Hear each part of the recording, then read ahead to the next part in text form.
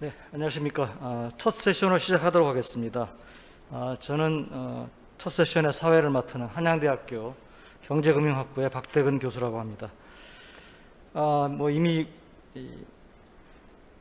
국제금융회장님과 또 금융위원장님께서 말씀하셨듯이 실물경제는 어느 정도 국가 간의 속도의 차이는 있지만 실물경제는 정상화의 길로 방향을 잡은 것 같습니다. 그렇지만 아직도 많은 난관이 있죠. 특히 금융 부문은 실물 경제의 악화를 막기 위해서 대규모의 양적 완화가 이루어지고 또 금융 완화가 이루어진 만큼 이와 같은 비정상을 정상화로 돌리는 과정에서 어떤 또 위험이 도사리고 있을지 모르겠습니다. 특히 우리나라는 경제의 대의존도가 높기 때문에 국제금융시장에서의 여러 가지 위험 요인에 대해서 경계를 늦출 수가 없을 것 같습니다. 그래서 이번 첫 세션에서는 국제금융시장의 위험 요인과 우리 경제의 정책 대응이라고 하는 주제로 발표와 토론을 진행하도록 하겠습니다. 오늘 주제 발표는 자본시장연구원의 강현주 연구위원께서 맡아주시고요. 이 발표에 대한 지정 토론은 연세대학교 경제학부의 성태윤 교수님께서 맡아주시겠습니다. 세션은 주제 발표 25분, 토론 10분, 그리고 토론에 대한 응답 한 3분 정도로 진행을 해주시면 감사하겠습니다. 네, 강현주 박사님.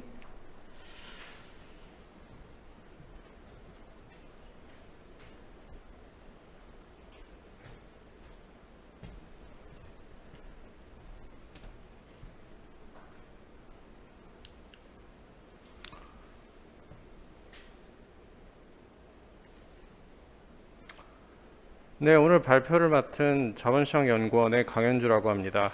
오늘 말씀드릴 주제는 최근 국제금융시장 위험 요인과 정책 과제라는 주제인데요.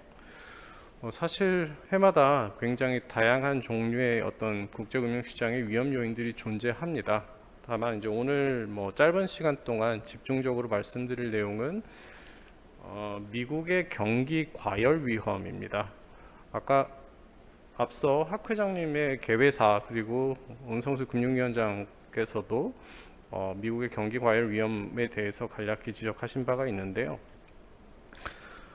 지금 앞에 보시는 슬라이드는 이제 미국의 2021년 경제 성장률 전망치가 시시각각 어떻게 변했는지를 보여주고 있습니다. 2020년 12월, 즉 지난해 말에 사람들이 생각했던 IB들이 투자은행이라든가 여러 예측 기관들이 전망했던 그런 전망치가 하나 있고요.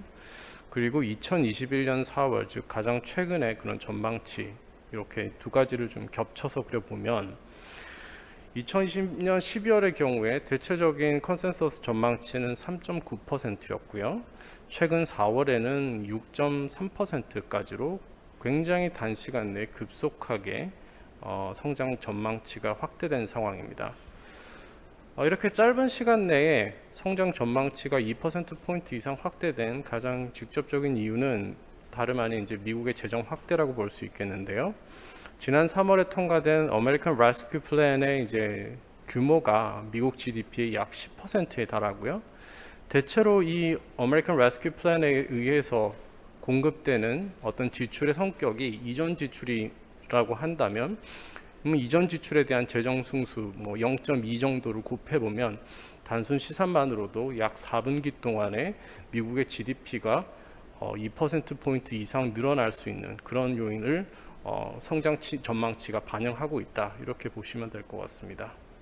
또한 이제 추가적으로 American Jobs Plan을 비롯해서 American Family Plan 등 2차, 3차의 그런 재정 확대가 이제 예정되어 있는 그런 상황입니다. 이러한 미국의 경기 과열 위험에 대해서 여러 가지 문제가 지적이 되어 왔고요. 그 경기 과열 위험이 국내 혹은 국제금융시장에 미칠 수 있는 영향을 몇 가지 단계를 거쳐서 생각해 보았습니다. 우선 제 왼쪽에 보시는 바와 같이 미국의 재정 확대가 결과적으로는 경기 과열 위험을 키우게 되는데요. 일단 수요 부분에서 굉장히 많은 돈이 사람들의 실수요로 이렇게 넘어가게 됨으로 인해서 그런 것들이 직접적으로 인플레이션을 키울 수 있는 요인들이 있고요.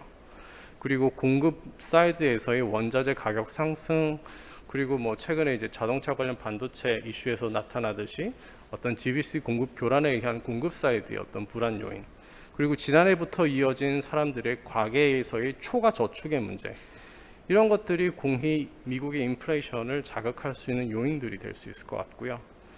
미국의 인플레이션이 높아진다고 하는 것은 연준과 그리고 채권 시장에 상당한 위협이 될 것으로 생각되고 있습니다. 실제로 우리가 2월 말 그리고 3월 초까지 굉장히 빠른 어떤 국채금리 상승세를 목격했는데요. 이런 미국의 국채금리 상승은 주식과 같은 위험 자산의 어떤 가격 하방의 압력, 그리고 미국 달러와의 강세, 그리고 이런 것들 결과적으로 신흥국의 불안이라든가 자본 유출을 초래하는 그런 것들로 이어질 수 있겠습니다. 이 전체적인 것들이 이제 오늘 제가 짧은 시간 동안 말씀드릴 전체 로드맵이라고 생각하시면 좋겠습니다. 따라서 오늘 말씀드릴 내용은 크게 뭐 세 부분으로 구성이 되어 있습니다만 사실 뭐 다 연결되어 있는 부분이라고 할 수 있겠습니다.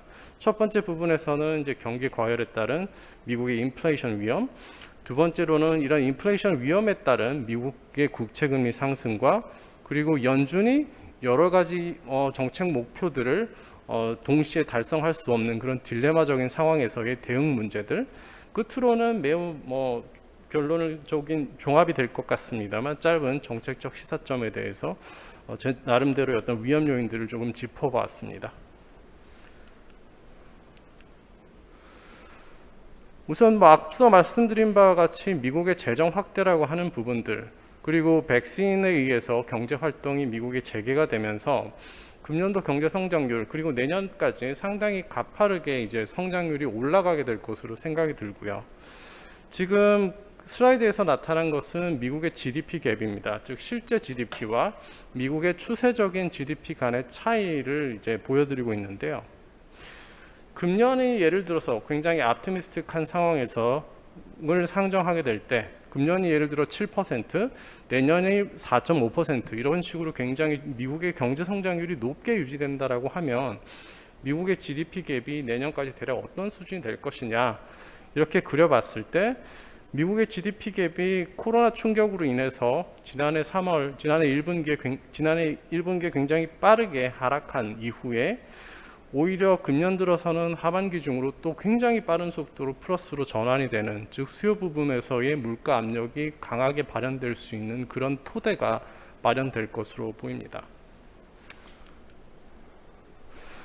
다음은 이러한 이제 수요 부분 측면에서 또 생각할 수 있는 지난해부터 이어진 가계의 잉여 저축의 문제인데요.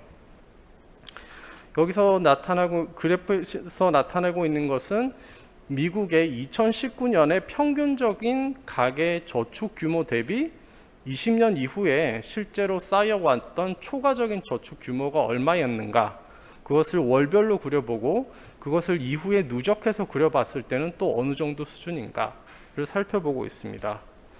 보시는 바와 같이 2020년 4월 달 들어서, 즉 미국의 경제 활동에 대한 통제가 극심해진 순간부터 미국의 가계저축의 초과저축분이 굉장히 크게 늘어났고요. 그 이후로 이 초과저축분, 매달의 초과저축분을 누적해서 그려본 그래프입니다. 그리고 이것을 2019년에 연간 민간 소비를 대비해서 그러면 초과저축의 규모가 얼마나 될 것이냐, 이런 것들을 좀 살펴봤는데요.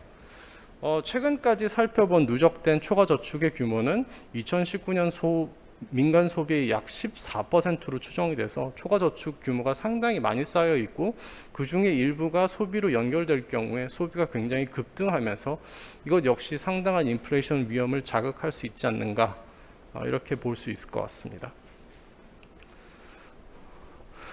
다음은 원자재를 비롯한 공급 요인인데요. 제일 좌측 상단에서 보시는 바와 같이 국제 농산물이라던가 금속 가격, 그리고 좌측 하단에 있는 해상 운임이라던가 반도체, 이런 것들 모두 지난해 이후로 굉장히 가파르게 상승하면서 공급 요인에서의 물가 압력을 자극하는 요인으로 작용할 것으로 보입니다. 우측에 보시면 기대 인플레이션과 유가를 그려놨는데요. 지난해 5월, 즉 이제 미국의 경제 활동이 본격적으로 재개되기 시작하던 시점부터 유가가 굉장히 빠르게 반등했고, 그에 약간 일정한 시차를 두고 미국의 기대 인플레이션 자체도 굉장히 가파르게 반등하고 있습니다. 즉 이런 공급 사이드에서의 물가 요인들 역시 굉장히 이제 우려될 수 있는 그런 상황이라고 할 수 있겠습니다. 이를 바탕으로 해서 주요 기관들의 이제 인플레이션 전망치들을 좀 모아보면 다음과 같습니다. 흥미로운 것은 사실은 이제 지난해 중반부터 기대 인플레이션이 굉장히 빠르게 상승하는 것을 앞서 그래프에서 보여드린 바 있는데요. 실제로 2020년 9월과 그리고 2020년 12월 시점에서의 각 인플레이션 전망치들을 보면 사실 질적으로 큰 차이는 없습니다. 대체로 대부분의 기관들이 그래프에서 보시는 바와 같이 2021년 2분기에는 기저효과 등으로 인해서 굉장히 물가가 빠르게 올라갔다가 대략 한 2% 수준에서 이렇게 안정이 될 거다, 이렇게 이제 지난해에는 예측을 했었는데, 올해 상당한 규모의 재정 확대가 이루어질 것으로 예상이 되고, 그에 따라서 성장률이 개선이 될 것으로 예상이 됨에 따라 2021년 4월의 컨센서스 전망치는 상당히 많이 지난해에 비해 올라가 있습니다. 즉 서베이 결과에서도 상당한 인플레이션 위험이 나타나 있는 것으로 이렇게 판단하고 있고요. 다만 이제 컨센서스 전망치를 보면 금년 중에는 물가가 굉장히 많이 올라가지만 22년 1분기부터는 뭐 대체로 2% 초반 수준으로 안정화될 것이다, 이렇게 보고 있는 게 일반적인 견해라고 할 수 있겠습니다. 다만 이제 제일 상단에 나타나 있는 90분위의 전망치 분포 중에 90분위에 해당하는 것들을 보면 금년 중에 3% 중후반까지 올라갔다가 22년도에도 2% 중후반 수준의 아주 높은 물가 상승률이 유지되는 그런 위험을 인식하고 있는 전망치들도 존재하고 있는 것이 사실입니다.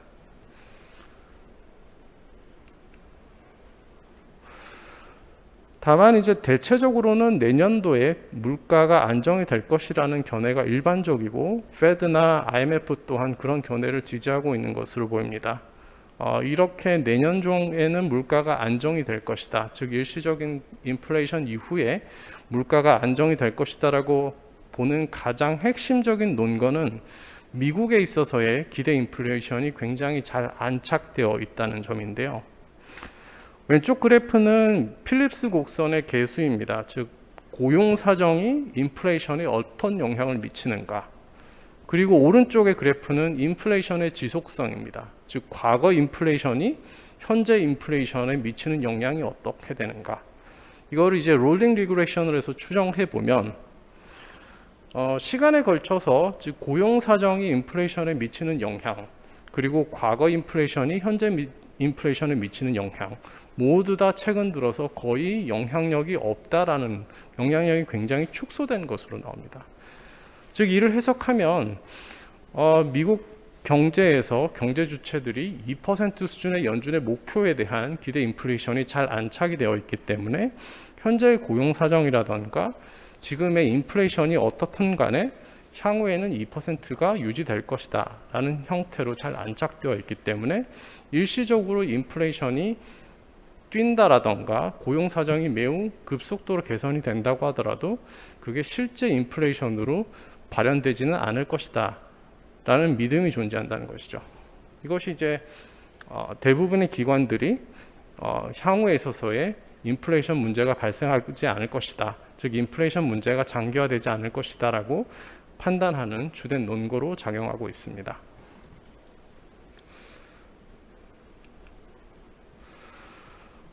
다음은 이제 인플레이션 자체를 금융시장에서는 어떻게 판단하고 있는가.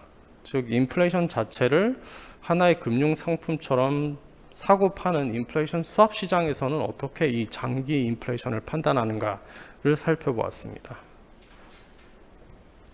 그래프에 나타난 것은 지금으로부터 5년이 지난 시점, 즉 2026년의 시점에서 그로부터 5년 동안의 평균적인 인플레이션 수준이 얼마나 될 것이냐에 대한 이제 인플레이션 스왑인데요. 즉 그 장기적인 인플레이션을 이제 교환하는 고정금리에 해당하는 인플레이션 스왑 금리입니다. 보시면 이제 글로벌 금융위기 이전 2007년부터 2014년 8월까지 평균적인 인플레이션 스왑 금리는 약 3% 수준이었습니다. 그러다가 2016년 이후에부터는 대략 2.2%대에 머물러 있고요. 최근에 인플레이션에 대한 기대가 굉장히 커지고 위험에 대한 인식 또한 높아지는 것이 사실이지만 사실 인플레이션 스왑 금리 자체는 굉장히 안정되어 있어서 어떤 장기적인 인플레이션 우려에 대해서 시장이 별로 걱정하지 않는 그런 것이 시장 가격에 좀 반영이 되어 있는 그런 상황으로 볼 수 있겠습니다. 이를 바탕으로 해서 향후의 어떤 인플레이션 시나리오를 세 가지 방향으로 좀 정리해 볼 수 있겠습니다. 일단 베이스라인은 컨센서스 전망치 그리고 IMF가 기대하는 바와 같이 일회적인 이전 지출로 경기가 단기적으로 급성장했다가 그에 따라서 물가가 일시적으로 크게 상승한 후에 장차 이제 연준의 목표 수준인 2% 수준으로 안정이 될 것이다. 이게 이제 베이스라인 시나리오가 될 것 같고요. 말씀드린 대로 이제 기대 인플레이션의 안착이 이제 주된 논거라고 할 수 있겠습니다. 인플레이션 확대를 우려하는 그런 견해도 동시에 존재하는데요. 특히 이제 장기간 연준의 목표를 하회하는 매우 저물가가 이제 장기간 유지되는 상황에서 3% 혹은 2%의 비교적 높은 인플레이션이 나타났을 때 이런 것들이 경제 주체의 의사결정에 큰 영향을 미치면서 기대 인플레이션 자체가 불안정해질 수 있다는 우려가 존재합니다. 다른 한편으로는 사실은 이제 페드 일각에서 이게 우려되는 부분이긴 한데요. 오히려 최근에 어떤 인플레이션 위험과 별개로 인플레이션이 올해는 일시적으로 크게 상승할 수 있겠으나 장기적으로 예를 들어 2023년, 24년 이렇게 됐을 때 물가 상승률이 다시 저물가로 복귀하는 그런 시나리오를 우려하는 그런 견해 또한 존재합니다. 사실 기존의 저물가를 초래한 요인들이 매우 구조적이었다라고 볼 수 있겠는데요. 예를 들어 세계화라던가 자동화 그리고 선도 기업들이 시장 지배력이 커지면서 물가 상승 압력을 이윤 축소를 통해서 흡수시켜내는 그런 측면들, 이런 구조적인 요인들이 물가를 꾸준히 낮게 유지시켜 왔는데 이런 요인들로 인해서 향후에 어떤 인플레이션이 아니라 디스인플레이션을 우려해야 된다라는 그런 목소리가 연준 내에서 존재하는 것이 사실입니다. 이런 세 가지 방향의 어떤 시나리오가 존재할 수 있을 것으로 보입니다.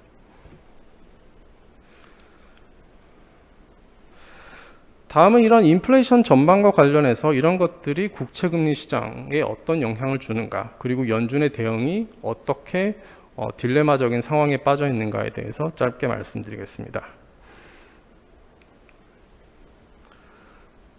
미국의 국채금리는 지난해 8월부터 사실은 반등하기 시작했습니다.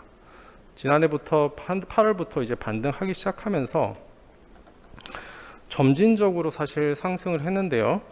특기할 만한 것은 그 상승 속도가 금년 들어서 굉장히 가팔라졌다는 것입니다. 즉 지난해 8월부터 지난해 말까지의 상승 속도에 비해서 금년의 상승 속도는 3배 이상 빨라져서 굉장히 가팔라졌는데, 이 요인이 뭐냐고 한다면 결과적으로 앞서 말씀드린 재정 확대와 그에 따른 인플레이션 위험에 대해서 채권 시장에서의 인식 강도가 굉장히 커졌다, 이렇게 볼 수 있을 것 같고요. 국채금리 상승이 최근에 이제 국제금융 시장에서 굉장히 우려되는 바는 최근에 어떤 주가와 같은 위험 자산에 매우 지대한 영향을 미칠 수 있다는 것입니다. 왼쪽 그래프는 나스닥 지수와 실질 이자율을 보여드리고 있는데요.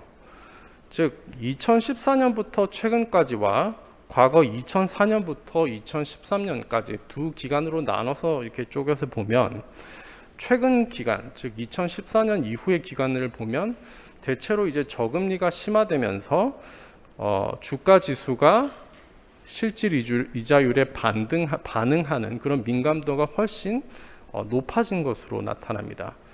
즉 주가의 금리 민감도가 저금리 하에서 훨씬 커졌다 이렇게 볼 수 있겠고요. 오른쪽 그래프를 보시면 성장주, 즉 나스닥으로 대표되는 성장주와 러셀 2000으로 대표되는 가치주를 비교해서 보여드리고 있는데요. 성장주와 같이 듀레이션이 큰 자산의 경우에는 금리가 떨어질 때 훨씬 빨리 반등합니다. 이것이 이제 지난해 나타났던 그런 주식시장의 모습이 될 텐데, 양적 완화로 인해서 10년물 금리가 급락하자 사실은 나스닥이 굉장히 먼저 반응하게 되고요. 최근 들어서 금리가 빠르게 반등하면서 오히려 성장주가 굉장히 지지부진하고 반대로 러셀 2000과 같은 가치주가 오히려 빨리 회복되는 이제 그런 차별화된 모습을 보여주고 있습니다. 전체적으로 국내 금융시장 그리고 국제 금융시장 모두 최근에 있어서의 어떤 주가 흐름에서 사실 성장주에 대한 인식 그리고 성장주의 주도세가 굉장히 큰 부분인데, 따라서 향후의 어떤 금리 변동에 의해서 국제 금융시장 특히 주식시장의 민감도가 굉장히 금리 변동에 의해서 많이 영향을 받을 수 있겠다, 이런 점을 지적할 수 있을 것 같습니다.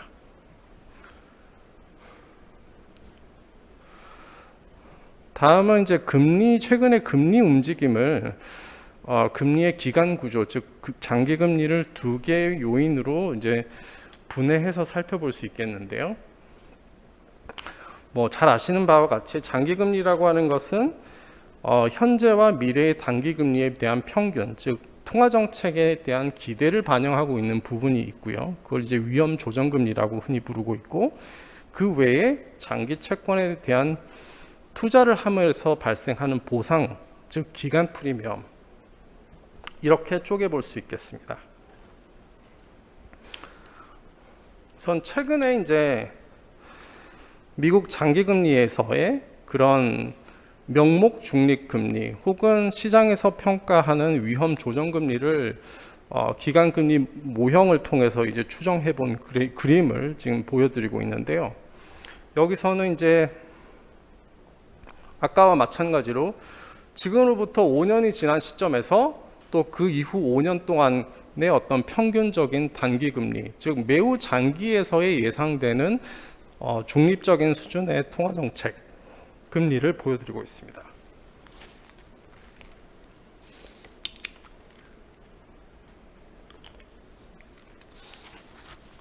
네, 이를 보시면 대략 위험 조정 금리는 굉장한 일정 정도의 어떤 퍼시스턴스도 존재하긴 하지만 정책에 따라서 어느 정도 변화하는 모습을 보여주고 있는데요. 2016년의 경우에는 트럼프 세제 개혁으로 사실 이제 중장기 성장 기대감이 커지면서 위험 조정 금리가 굉장히 빠르게 올라갔고, 이게 미국에서의 어떤 국채 금리 상승세를 주도했던 그런 측면이 있습니다. 다만 이제 최근의 경우를 보시면 코로나로 인해서 명목 중립 금리가 급락하는 그런 모습을 보여주고 있습니다. 즉 코로나 충격에 따른 장기적인 상흔 효과를 채권 시장에서 인식하고 있다는 거고요. 최근에 금리가 그렇게 많이 올랐습니다만 명목 중립 금리는 거의 변동이 없습니다. 즉 장기적인 통화 정책의 기대에 있어서는 시장에서 아직 반응하지 않고 있다, 이렇게 볼 수 있겠고요. 그렇다라고 한다면 최근의 채권 금리의 변동은 대부분 기간 프리미엄에 의해서 좌우되는 그런 것으로 이해할 수 있겠습니다. 최근의 기간 프리미엄 수준은 사실 굉장히 빠르게 올라오면서 그 수준 자체도 과거 2016년 말 수준까지 올라와 있는데요. 2016년 말이라고 한다면 사실 이제 미국의 기준금리 인상이 본격화되던 시점이고, 연준이 보유했던 자산을 매각하기 시작했던 시점입니다. 따라서 최근에 이제 기간 프리미엄이 이렇게 많이 올라와 있다는 것은 한편으로 시장에서 테이퍼링 자체는 이미 거의 금리에 반영해 있는 그런 상황이라고 볼 수 있겠습니다. 최근에 이제 연준의 시각을 좀 짧게 정리해 봤는데요. 연준에서의 아까 말씀드린 바와 같이 연준의 그 정책 목표와 관련해서 연준이 물가 안정에 대해 우려를 하고 있습니다만, 사실 연준에서 더 큰 우려는 디스인플레이션 자체에 대한 우려가 있고요. 또 다른 한편으로 연준에서 고민하고 있는 것은 고용과 관련해서 연준의 목표가 훨씬 포용적인 형태의 고용 안정을 추구하는 상황입니다. 즉 과거에는 전체 고용 사정, 즉 실업률 자체에 초점을 두었다면 오히려 최근에는 흑인의 실업률 혹은 저소득층의 임금 상승률과 같은 지표에 더 집중하고 있는 상황이고요. 금융 안정의 측면에서도 최근의 금리 상승에 대해 이것은 경기 회복세를 반영한 자연스러운 결과다 이렇게 표현하고 있습니다. 따라서 이제 잘 아시는 바와 같이 물가에 대한 하방 우려, 포용적인 고용 목표 이런 것들로 인해서 전체적으로는 선제적인 대응보다는 실제 지표를 확인한 후에 사후적으로 대처하는 그런 형태가 연준의 정책 기조가 되겠습니다. 다만 이러한 정책 기조가 장기적으로 유지되기는 쉽지 않은 상황인데요. 지금 슬라이드에서는 세 가지 어떤 연준의 정책 목표들, 즉 경기의 추가 개선, 그리고 현재와 같은 총화 정책의 기조 유지, 그리고 채권 시장의 안정, 이 세 가지가 동시에 달성될 수 없는 트릴레마적인 상황이라는 것을 좀 정리해 봤습니다. 지금 연준이 사실 취하고 있는 스탠스라고 하는 것은 결국 경기 추가 개선과 현재의 정책 기조 유지, 즉 AIT를 유지하는 이런 형태가 되겠는데요. 따라서 이런 형태에서는 연준이 어쩔 수 없이 인플레이션을 용인할 수밖에 없고 그로 인해서 국채 시장은 텐트럼이 일어날 수밖에 없는 그런 상황에 처해 있는, 즉 채권 시장을 희생시키는 그런 상황이 되고 있습니다. 다만 이런 것들을 인식하는 과정에서 시장에서는 인플레이션 위험에 대해 더 과하게 반응하고 있기 때문에 OIS 시장이라던가 국채 전문 딜러 대상으로 한 서베이 결과들을 보면 연준이 생각하는 것보다 훨씬 먼저 기준금리 인상이 이루어질 수 있다 이렇게 판단하고 있는 상황입니다. 다음은 이제 이런 식으로 미국 국채 금리가 급격히 반등하는 상황에서 우리나라 금리는 어떠한가? 우리나라 금리 역시 강하게 동조화된 것이 사실입니다. 우리나라 국채 금리, 10년물 금리의 변동 원인을 대내 요인 그리고 대외 요인으로 구분해서 살펴보았습니다. 그렇게 보면 이제 대체적으로 2월 중순 이후 그리고 3월까지 대외 요인이 국내 국채 금리를 상당히 자극한 것으로 이렇게 나타났고요. 따라서 해외 요인들에 의해서 향후에도 국내 기초 경제 여건과 무관하게 국내 국채 금리가 변동할 수 있겠다. 이런 시사점을 뽑을 수 있겠습니다. 우리나라뿐만 아니라 신흥국 금리 역시 대체로 많이 올라가 있는 상황이고요. 특히나 터키와 브라질과 같은 일부 국가들은 이미 환율이나 물가 위험에 따른 어떤 시장 불안이 나타나고 있는 상황입니다. 또한 이제 과거 글로벌 금융위기 이후에는 신흥국으로의 자본 유입이 사실 상당히 많았었는데 최근에 어떤 국제금융시장의 테마라고 하는 것은 백신 수급으로 인해서 성장 회복이 결정되는 상황, 그리고 또 다른 측면에서는 ESG와 같은 어떤 투자 자체의 어떤 유행이 자극하는 상황이고 이런 것들이 사실은 신흥국에게 굉장히 불리하게 작용할 수 있겠습니다. 따라서 글로벌 금융위기 이후와 국제 자본 흐름이 굉장히 좀 다른 이질적인, 즉 신흥국에게 불리하게 나타날 수 있는 그런 부분이 있지 않겠나 이렇게 생각이 됩니다. 짧게 정책적 시사점입니다. 향후의 어떤 최적의 시나리오라고 한다면 미국의 재정 확대로 미국 경기가 좋아지면서 우리나라를 비롯한 신흥국 경기가 동반 회복이 되는 그런 것들이 아마 굉장히 최적의 현재 생각하기에 가장 현실적인 시나리오가 아닌가 그렇게 생각하고 있습니다. 다만 이제 단기적인 위험 요인이라고 한다면 앞서 말씀드린 바와 같이 금리가 동조화될 수 있는 부분들입니다. 즉 미국은 미국 경기가 좋아서 미국 국채 금리가 올라가는데 우리는 우리 경기가 그렇게 좋지 않더라도 따라서 올라가게 되는 이런 것들이 굉장히 큰 위험이 되겠고요. 그리고 이제 금리가 이제 상호간에 동조화되는 경우에 결과적으로 주식과 국내외 주식, 국내외 채권 이런 자산 가격 간의 상관관계가 굉장히 커지면서 금융기관들의 위험관리 위험이 커지지 않겠나 이렇게 보입니다. 또 하나의 위험 요인이라는 것은 이제 신흥국 불안이 될 수 있겠는데요. 특히나 이제 최적의 시나리오에서, 즉 미국 경기가 좋아져서 신흥국 경기도 좋아지면 그게 아마 최적 상황일 텐데, 향후에 어떤 미국의 경기 회복이 어떤 내구재 중심의 소비가 늘어난다기보다 서비스업 중심의, 즉 관광이라던가 도소매와 같은 미국 자체 내의 서비스업 중심으로 이루어질 경우에 이런 것들이 신흥국 혹은 우리나라에 대한 파급 효과는 좀 제한적일 수 있습니다. 즉 미국이 좋았더라도 신흥국은 별로 낙수 효과가 없는 그런 상황들이 좀 위험 요인이 될 것 같고요. 장기에서의 위험 요인은 이제 인플레이션이 상승되는 경우 혹은 그렇지 못한 경우 둘 다에서 위험 요인이 존재합니다. 즉 인플레이션이 가파르게 오르게 된다면 연준의 정책 기조가 빠르게 선회될 수 있습니다. 특히 이제 연준 입장에서는 사후적으로 대처하는 상황인 만큼 금리 인상을 시작하게 되면 과거에 비해서 훨씬 가파르게 진행이 될 수 있겠고요. 이런 것들이 달러와의 강세라던가 금리 상승에 따른 한계 기업의 퇴출, 이런 것들로 이어질 수 있겠고요. 금리가 굉장히 가파르게 올라가면서 낙관적 경기 인식이 급속히 전환되고 최악에는 스태그플레이션으로 빠질 수 있는 위험 역시 도사리고 있습니다. 또한 다른 한편으로 인플레이션이 중기적으로 발생하지 않고 재차 둔화되는 상황 역시 재차 발생할 수 있겠습니다. 그러면서 코로나19 이전과 같은 구조적인 저성장 저물가가 될 수 있겠고요. 이런 경우에는 새로운 통화정책 체계라던가 거시경제 정책에 대한 새로운 고민들이 요구되는 그런 상황이 될 것으로 보입니다. 이상 제 발표를 마치겠습니다. 경청해 주셔서 감사드립니다.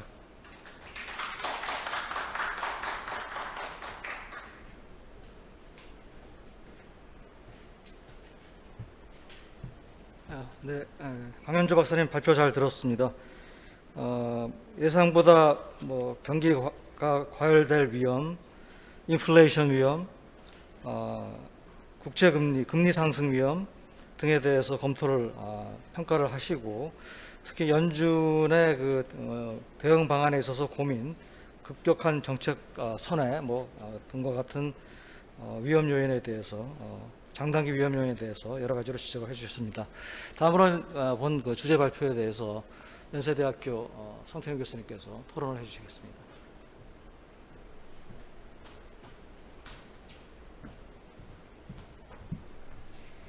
네, 안녕하십니까. 연세대학교 경제학부 성태윤입니다. 지금 발표해 주신 강현주 박사님의 내용에 대해서 말씀드리도록 하겠습니다. 기본적으로 잘 준비해 주셨고 현재의 상황에 대해서 적절하게 점검을 해 주신 것 같습니다. 다만 그 내용을 다시 어떤 의미에서는 확인하고 약간의 추가적인 의미로 말씀을 드리도록 하겠습니다. 역시 계속 논의되는 것처럼 이제 가장 큰 문제는 미국을 중심으로 하는 경기 회복, 여기에 따른 인플레이션 압력. 상대적으로 우리나라는 미국에 비해서 이제 경기 회복이 늦은 부분, 여기에 따른 괴리.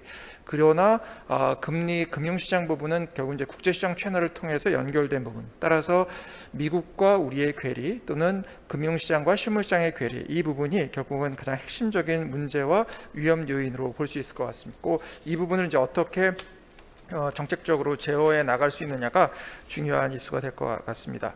아시는 것처럼 미국은 최근 이제 경기가 회복되고 있는 것으로 보이는데요. 이제 이 최근 경기 회복의 가장 중요한 특징은 우리와 달리 이제 백신 보급이 이루어지면서 사회적 거리두기에 의존하지 않은 형태로 경기가 회복되고 있다는 부분이 가장 큰 것으로 생각됩니다. 물론 여전히 1일 확진자나 사망자가 꽤 나오고 있음에도 불구하고 기본적으로는 백신이 보급되고 있는 상황이기 때문에 결국은 대면 소비가 가능해진다는 부분, 그리고 대면 소비가 가능한 가운데 미국의 경우 우리에 비해서 상당히 높은 소비 부분을 차지하고 있다는 것, 결국은 GDP에서 약 3분의 2 정도를 차지하는 소비가 회복될 수 있다라는 기대감이 금융시장에 상당히 반영되어 있고 실물에도 실제로 나타나고 있는 것으로 생각됩니다. 특히 이제 코로나19가 사라지고 난 이후에 가장 중요한 부분은 제가 보기에는 결국은 이제 미국과 우리나라와 미국 간의 괴리 문제인데, 이 괴리의 핵심에는 코로나19가 오기 전에 한국 경제의 상황과 미국 경제의 상황이 있지 않을까 이렇게 생각이 듭니다. 연방준비제도는 코로나19가 미국 경제에 영향을 주기 시작하면서 3월에 급격한 금리 인하를 시작합니다. 근데 이제 당시 금리 인하의 특징이 있는데요. 3월 3일 시행된 금리 인하는 1.5%에서 1.75%였던 밴드를 1.0에서 1.25% 밴드로 변경하면서 0.5% 인하를 시행했고요. 뒤이어 3월 15일에 이를 다시 1%포인트 형태로 인하를 하게 됩니다. 따라서 0%에서 0.25% 구간의 제로금리에 사실상 설정을 하게 됩니다. 이게 이제 제가 보기에는 중요한 의미가 있는데 당시 인하된 폭이 1.5%포인트였고요. 통상적인 연방준비제도의 금리 조정폭이 0.25%포인트임을 고려할 때 통상적으로 6번에 해당되는 금리 조정폭이 실제로는 한 달 사이에 이루어졌다라고 볼 수 있습니다. 그럼 바꿔 얘기하면 현재의 미국 경제의 상황과 당시의 미국 경제의 상황, 내지는 현재의 금리 상황과 당시의 미국의 금리 상황이 급격한 변동이 일어난 시기로 생각할 수 있겠습니다. 따라서 만약에 경기가 실제로 금리 인하가 있기 전의 상태로 회복된다라고 한다면, 그런 상황에서 금리 조정이 이루어지지 않는다면 실제로는 1.5%포인트에 해당되는 금리 인하 이전의 경기 상황으로 돌아갔음에도 불구하고 유동성을 사실상 1.5%포인트에 해당되는 측면을 계속 공급해야 되는 것. 이제 아마 우리 강현주 박사님께서 얘기하신 부분하고도 연관돼 있으면서 조금 이제 차이점이라고 하면, 실제로 이제 이런 부분 때문에 시장에서는 연방준비제도에서는 현재의 금리를 계속 지속적으로 유지하겠다는 입장으로 되어 있습니다. 그럼에도 불구하고 그게 현실에서 가능하지 않을 가능성이 있다. 그리고 그 가능하지 않을 가능성의 핵심에는 역시 소비자 물가 상승률의 문제가 있는 것으로 이렇게 볼 수 있을 것 같습니다. 왜냐하면 실물 경기 상황은 1.5%포인트 인하하기 전으로 돌아갔는데, 만약에 금리는 현재의 제로금리를 상당 기간 유지하게 되면 문제는 인플레이션 압력이 발생하는 것은 기본적으로 불가피하고, 이제 제가 보기에는 이런 부분들이 실제로는 시장에 현재 반영이 되고 있는 것으로 보여집니다. 2월, 그러니까 3월에 발표된 지난 2월의 BLS 노동통계국 미국 자료에 따르면 도시 소비자 대상 소비자 물가 상승률은 2월에 1.7%였습니다. 계절 조정 중 12개월 기준이니까 우리로 치면 이제 전년 동기 대비 개념으로 유추해서 보실 수 있는데요. 이제 이게 한 1.7%였고 4월에 발표된 3월 자료는 2.6%까지 이미 올라간 상태입니다. 그런데 우리가 글로벌 상황에 팬데믹이 덮치기 전에 미국의 당시 소비자 물가 상승률이 1.5% 선이었다라는 걸 고려하고 최대 높은 값이 한 1.7 정도 왔다 갔다 하고 있었기 때문에 실제로는 이미 3월에 대폭적인 금리 인하가 있기 이전 상황으로 미국의 소비자 물가 상승률이 복귀한 상황이고, 이 복귀한 부분이 더욱더 지금 강화돼서 상당히 좀 높아지고 있는 상황으로 생각이 됩니다. 지금 이제 아마 강 박사님께서 얘기하신 것처럼, 다만 이제 이게 일시적으로 하고 가라앉는다면 뭐 그래도 괜찮을 수 있는데, 만약에 이게 지속된다라고 하면 연준이 표방하고 있는 내용에도 불구하고 금리 인상이 불가피하고, 심지어는 금리 인상을 하지 않는다 하더라도 시장 금리는 사실상 인상된 것과 유사한 행보를 보일 가능성이 있다라고 보여집니다. 이제 그런 관점에서 소비자 물가 상승률의 움직임을 나타내는 중요한 성분의 하나로 구체적으로 소비자 물가가 그럼 어떤 식으로 움직이고 있나를 볼 수 있을 것 같습니다. 근데 이제 특징이, 우리나라의 경우에는 현재의 소비자 물가 상승률의 움직임이 실제로 경기 회복과는 좀 거리가 있어 보이는 중요한 이유 중에 하나로, 우리나라 소비자 물가 상승률의 대부분의 움직임은 현재 식료품이 주도를 하고 있는데, 반해서 미국의 경우에는 식료품이 전체 물가 상승률보다 높은 것은 사실이지만 2월 기준으로 3.6%, BLS 기준으로는 BLS 자료에서는 한 3.6% 정도로 나옵니다. 그래서 일반적인 물가 지수보다 높은 건 사실이지만 다른 항목들의 소비자 물가 지수 상승률이 실제로는 상당히 높은 편에 해당된다. 따라서 미국 경제가 전반적인 물가 상승 압력을 받고 있는 것으로 보이고 생각보다 아주 일시적인 현상이 아닐 가능성이 있다라고 볼 수 있습니다. 반면에 이제 우리나라의 경우에는 소비자 물가 상승률 자체가 아까 말씀드린 것처럼 미국보다 낮을 뿐만 아니라 주로 식료품 가격 상승이 주도하는 형태로 나타나고 있습니다. 2021년 2월 한국은행 물가 자료에 따르면 소비자 물가 상승률은 1.1%를 보였는데요. 이제 미국과는 좀 상당히 괴리가 있는 상황이고, 이제 물론 이제 이게 3월에는 1.5%까지 오르긴 했습니다. 그러나 이제 여전히 미국과는 상당한 괴리가 있는 상태이고, 1.1% 가운데 식료품 및 비주류 항목, 제 1단계 하위 항목, 즉 소비자 물가 상승을 전체 항목으로 봤을 때 바로 밑에 하위 단계 항목 가운데 식료품 및 비주류가 9.7% 상승을 보였고요. 거의 대부분의 항목들이 실제로는 0% 이하 내지는 마이너스에 가까울 정도, 0%대 내지는 마이너스의 물가 상승률을 보입니다. 실제로 이제 비주류 음료수를 빼면 식료품은 실제로 10% 넘게 오른 것으로 나타나고, 주류 및 담배가 한 0%, 의류 및 신발 0.5%, 주택, 수도, 전기 및 연료 0.1%, 가정용품 0.1%, 교통 마이너스 2%, 통신 마이너스 1%, 오락문화 마이너스 0.7%, 교육 마이너스 2.9% 등을 나타내고 있어서 실제로 전반적인 경기 상승과는 약간 좀 거리가 있는 것으로 보입니다. 따라서 여전히 미국과 한국의 괴리 문제와 실물과 금융의 괴리 문제, 거기에 미국의 인플레이션이 단기에 그치지 않고 장기화될 수 있는 우려, 에 대한 그다음에 이제 지속적인 물가 상승 압력으로 이어지는 우려가 있는 경우에 이것이 이제 상당히 금융시장을 통해서 우리에게 불안한 요인이 될 수 있을 것으로 생각이 됩니다. 이제 아까 말씀하신 것처럼 이제 그 스왑을 통해서 본 인플레이션은 비교적 조금 안정돼 있는 것으로 보이는데, 국채 명목 수익률에서 물가 변동부 대비 수익률을 뺀 형태로 보게 되면 최근에 급격히 상승하고 있는 것 역시 사실이다. 뭐 이제 우리가 기대 인플레이션을 어떤 방식으로 보냐의 차이는 있을 것 같은데, 만약에 물가 연동 국채 파트를 해서 일반 국채 수익률을 뺀 형태 역시 중요한 기대 물가 수익률이라고, 기대 인플레이션율이라고 본다라고 하면 이것이 최근에 급격히 상승하고 있는 것은 또 사실이다라고 봐야 될 것 같고요.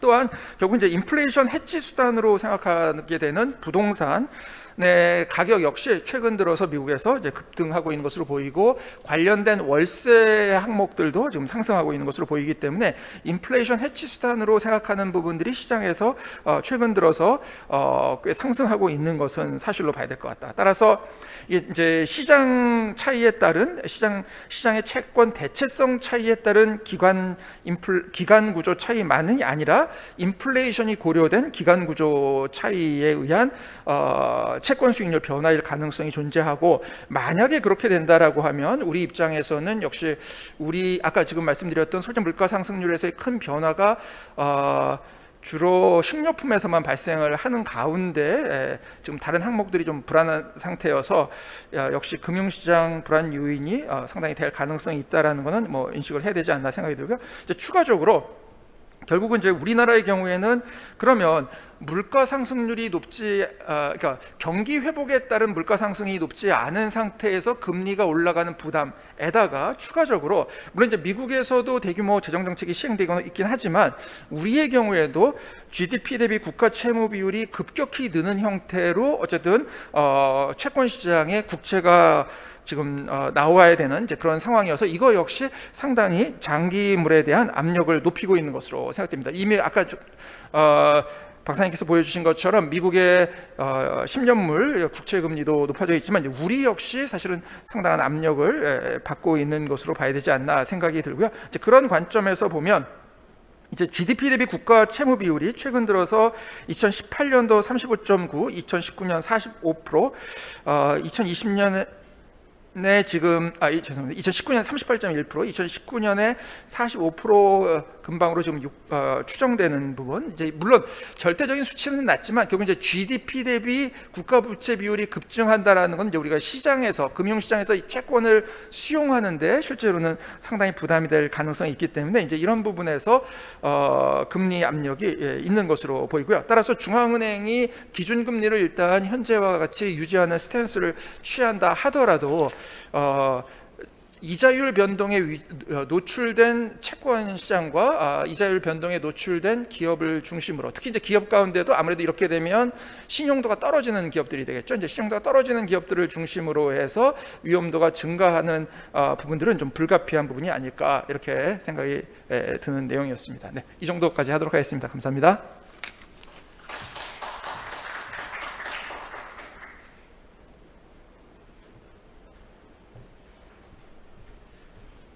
바로 저 강현주 박사님 응답으로 그냥 넘어가도록 하겠습니다.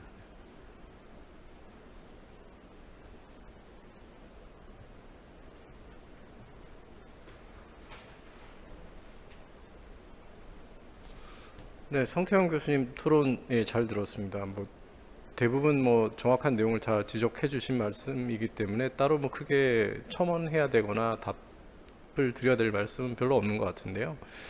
다만 이제 그 인플레이션과 관련해서 이제 저 역시 똑같은 이제 우려가 있는데요.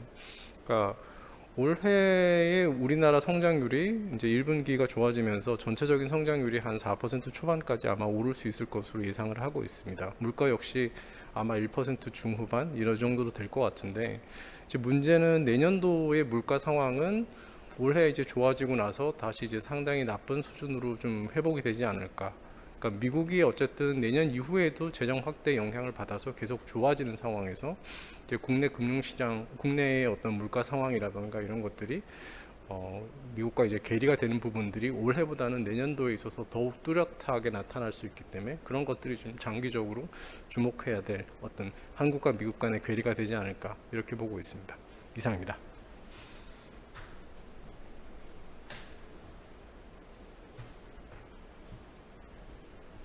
네, 발표자와 토론자 열띤 그 토론을 들었듯이 역시 글로벌 경제에서 정책 담당자나 학계에서 일어나고 있는 그 인플레이션 전망에 대한 논쟁, 이것이 여기서도 또 비슷하게 우리나라와 미국의 상황에서도 비슷하게 반복이 되고 있는 것 같습니다. 네, 오늘 주제 발표 토론 감사히 잘 들었고요. 이것으로 첫 번째 세션을 마치도록 하겠습니다. 감사합니다.